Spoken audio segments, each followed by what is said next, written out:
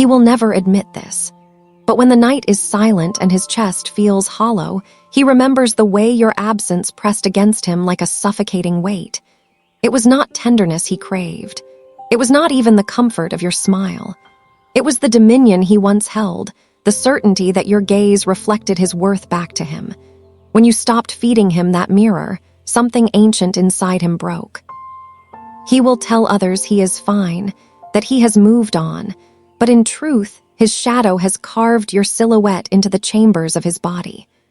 This is why he cannot forget the woman who chose inner validation over his throne. The wound was never about your perfume or the softness of your hand. It was about the invisible power you withdrew. The moment you decided that his approval would no longer be the crown you wore, the entire scaffolding of his ego trembled. For men live in the echo of their projection, seeing themselves only through the reflection of another. And when that reflection vanishes, the mirror cracks, and he is forced to see a distorted image of himself he cannot bear. That is the unspoken torment he carries. He misses the dominion he lost, not the woman he thought he owned. You must understand this. The body remembers what the mind denies. His muscles stiffen when he recalls your indifference. His jaw clenches when another woman does not tremble before his authority. His pulse betrays him when a memory flashes uninvited, the way you looked at him once with reverence and later with sovereign detachment. The nervous system does not lie. It stores the story of the dethroned king who once believed you were his subject, only to find you were the high priestess guarding your own temple. He cannot forget because forgetting would require surrender, and men who live in shadowed hunger do not surrender easily. They orbit the memory of the woman who no longer needs them, as moths circle a flame they can never consume. This is the cruel paradox. Your absence became more intoxicating than your presence ever was. In leaving, you wrote yourself into his mythology as the unattainable one, the forbidden altar. Every conquest after you is but an attempt to reenact the dominion he lost, yet each new woman fails to resurrect the same intoxication. For power borrowed is never as sweet as power freely surrendered, and you no longer surrender. You may feel the tug to prove your worth by being unforgettable in the ways the world teaches: beauty, devotion, sacrifice. But the deeper truth is more savage. What renders you unforgettable is the sovereignty he could not fracture. When you chose inner validation over his validation, you declared that his crown could not adorn your head, that your throne was carved from within. This is the poison and the cure, the forbidden memory that keeps him tethered to your absence. Jung spoke of the anima as the mirror of a man's soul, the vessel through which he encounters his own depths. When you refuse to play that role for him, when you refuse to reflect his worth back to him, he is left alone with his unintegrated shadow. This is why he obsesses, not because you are perfect, but because you forced him into confrontation with the void he has long denied. You became the cracked mirror in his kingdom, the reflection that will not bend to his desire. And that, more than anything, awakens the hunger that no other woman can quiet. You may ask, what does this mean for you? It means your power is not in how long he remembers you, but in how fully you refuse to be reduced to his projection. It means the obsession you provoke is not a prize, but a symptom of the dominion you reclaimed. Each time you choose to ground yourself in inner validation, you tear another chain from the throne of borrowed power. You become untouchable, not because you cannot be loved, but because you cannot be possessed. That is the secret few women dare to embrace. Yet here lies the darker question. If his obsession is less about you and more about the reflection he lost, what does it mean about the women who still serve as his mirrors? They do not see it, at least not at first. They believe they are cherished for their laughter, adored for their beauty, held for their devotion.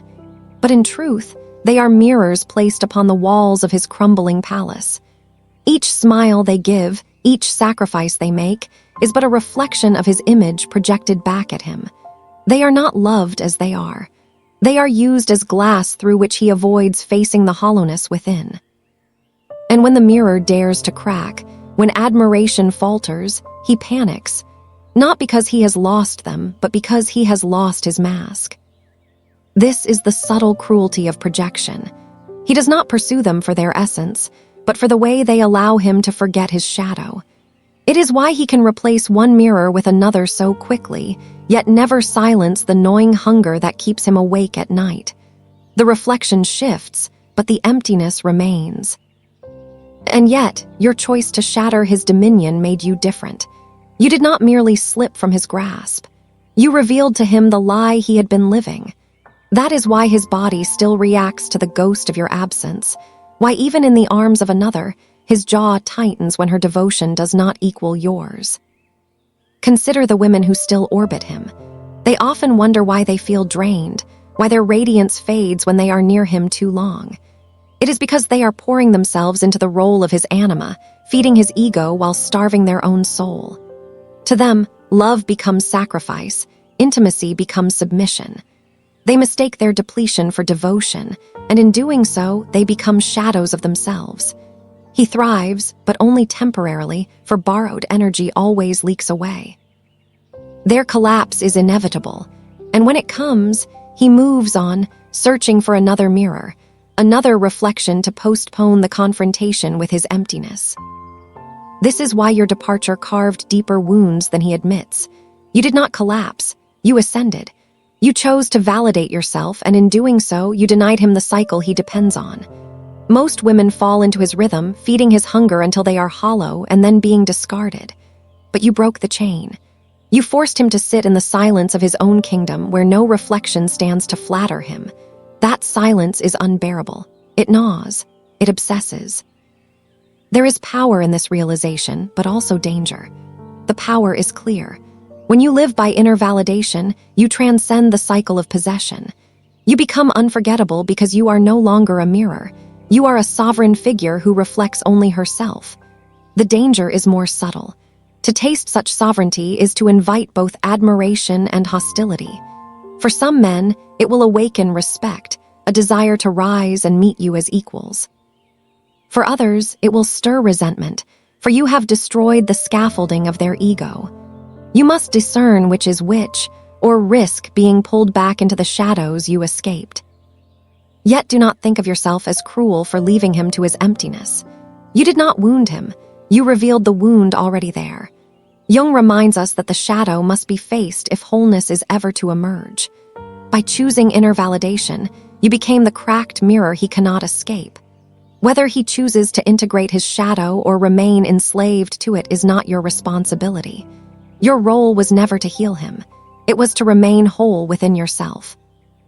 And so the question becomes sharper. If every mirror eventually shatters, if every conquest eventually fails him, what is he truly chasing in his endless cycle of obsession? Is it you, or is it the throne he feels slipping from his grasp? What he is chasing is not flesh, not love, not even the warmth of another's devotion. What he chases is the crown that keeps falling from his head. Every woman who bends becomes a throne upon which he sits, but the throne is always unstable, carved from borrowed wood that cannot hold his weight. The obsession with you lingers because you refused to build that throne for him. You dismantled it, brick by brick, until he was left face to face with the truth. His kingdom was never real. The body remembers this dethroning in ways the mind cannot rationalize. When he sees you, even in memory, the muscles in his chest tighten as if trying to shield the wound. The nervous system replays the betrayal of sovereignty he experienced when your validation ceased to flow. His hunger is not for your presence, but for the certainty he once felt when you orbited him. And here is the forbidden truth. Certainty is the drug of dominion, and when denied, it leaves behind the agony of withdrawal. He cannot forget you, because the withdrawal never ends. You must see the archetypal current flowing beneath this. You are no longer the lover or the muse. You are the high priestess guarding the inner temple, untouchable to those who seek entry without reverence. In mythology, men have always feared the gatekeeper who denies them passage. They call her dangerous, cold, unreachable. Yet beneath their fear lies desire, for the forbidden flame burns brightest. The more you anchor in inner validation, the more you embody this archetype. And the more he obsesses, not because he loves you, but because you are the threshold he cannot cross without transforming. But But here lies the test for you. To know you are unforgettable can intoxicate. It tempts you to wield sovereignty as a weapon, to revel in his hunger to make him crawl. Yet this, too, is a form of entanglement. Dominion, whether given or withheld, still keeps you bound to his throne. True freedom is to stand unshaken whether he remembers you or not, whether he obsesses or forgets. The real secret is not being unforgettable to him. It is being unforgettable to yourself. Still, the shadow whispers. It tells you that his obsession means you were special, that his endless pursuit validates your worth. But the shadow lies. His obsession is not about you, it is about the dominion he lost. You must confront this mirror moment. Do you secretly crave his hunger because it makes you feel powerful?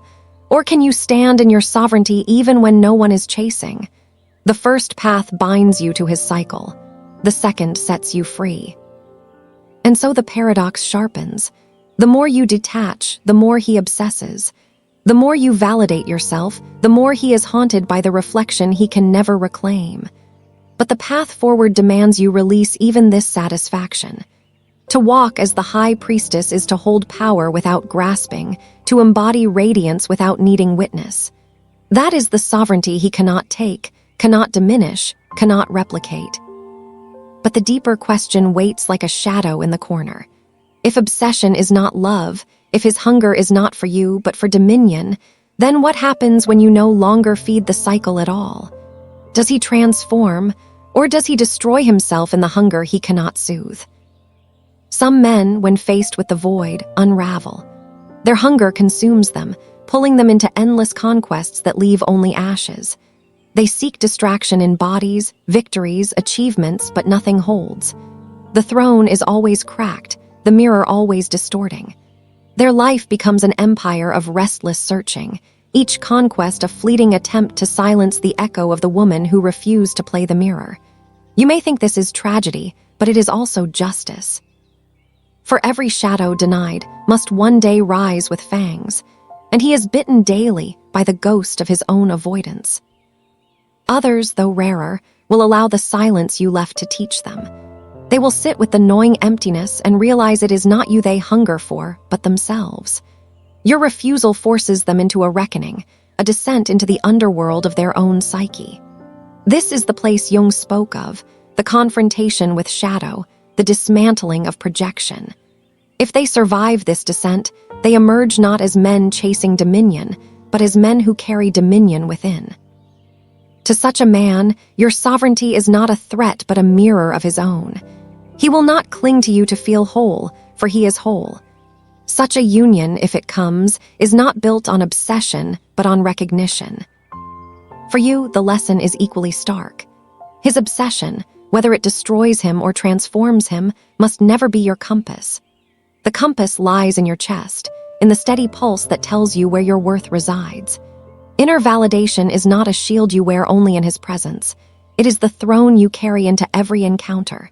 If you lose this, if you allow yourself to be defined by whether he remembers or obsesses, then the mirror shifts, and you risk becoming the reflection once more.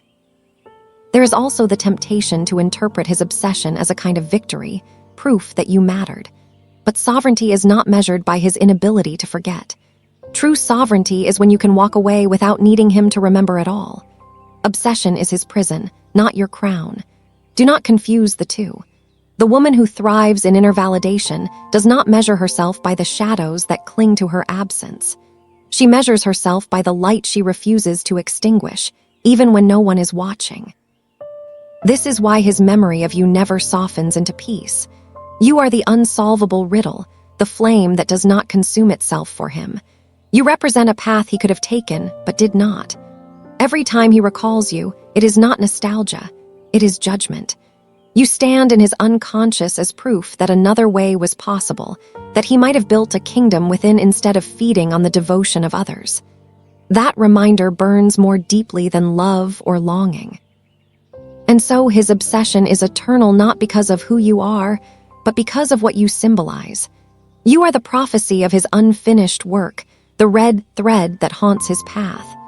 He cannot forget you because forgetting would mean silencing the summons to his own transformation. You are unforgettable not because he loved you most, but because you forced him to face himself.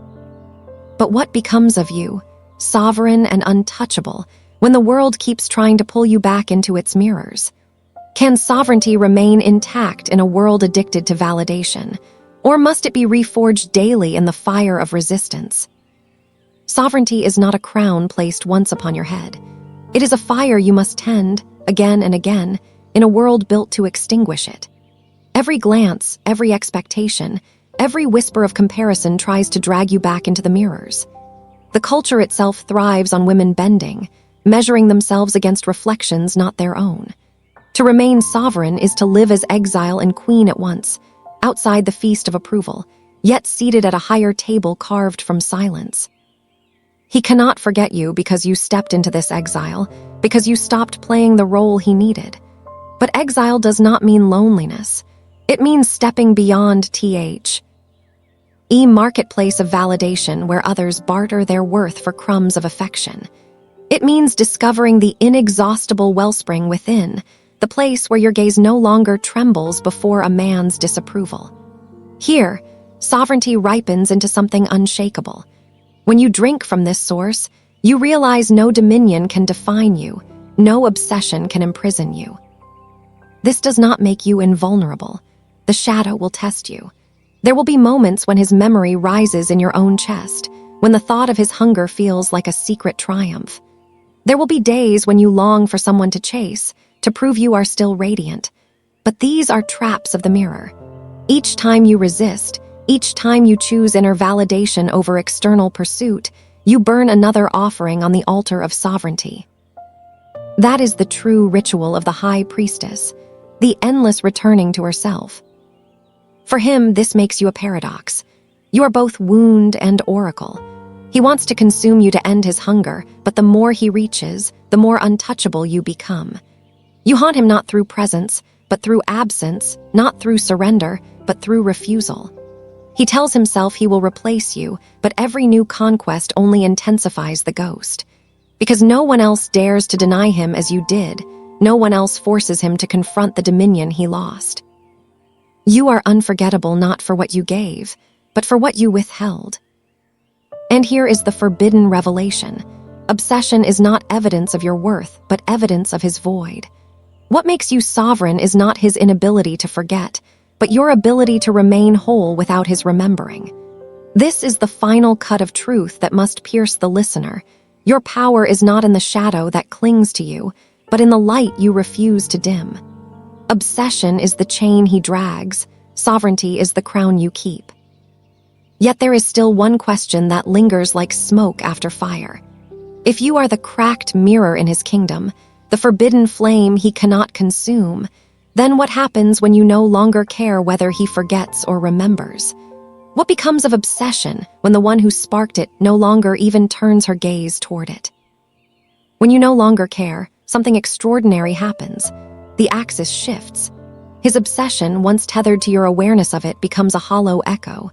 It still claws at him, but it no longer reaches you. You become like the moon, distant, radiant, untouchable, casting light without concern for who stares. This is the final stage of sovereignty, when his hunger does not even register as nourishment or threat. It becomes nothing more than weather passing beyond your temple walls. For him, however, the storm only grows. Because obsession thrives on resistance, it feeds on the hope that one day you might notice, that one day your gaze might return. But when there is no gaze at all, when your sovereignty is so complete that his hunger does not alter your breath, he is left in a kingdom of shadows with no light to chase. And here lies his crucible. Either he descends into self-destruction, circling endlessly around the phantom of you, or he finally turns inward and confronts the abyss. This is the red thread woven from the beginning, the cracked throne in his memory. You were the one who broke it, who refused to sit beneath his crown. And so every time he remembers you, he remembers the throne itself is false. This is why forgetting is impossible. To forget you would be to forget the moment his dominion was exposed as illusion. But you, sovereign and inwardly validated, are no longer bound to that story.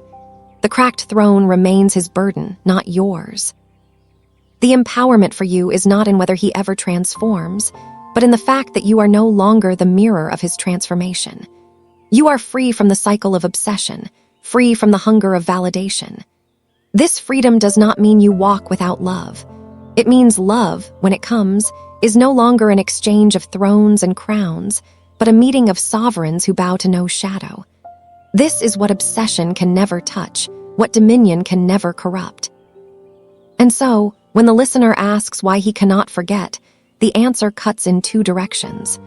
He cannot forget because you were the first to choose inner validation, the first to deny him dominion. He cannot forget because in your refusal, you forced him to see himself. But you, if you remain true to sovereignty, no longer need to wonder about his memory at all. Whether he obsesses until death or transforms into wholeness, your worth stands untouched. This is the climax of the journey. The memory of you is his cage, but your memory of yourself is your liberation. And if you wish to carry this further, let it become prophecy. The woman who walks with her own shadow no longer fears dominion. She no longer bends beneath thrones, nor feeds the hunger of hollow kings. She walks as flame, as sovereign, as high priestess, untouchable and unforgettable to herself. Above all, share the moment you realized your worth cannot be diminished by any man's shadow in the comments below.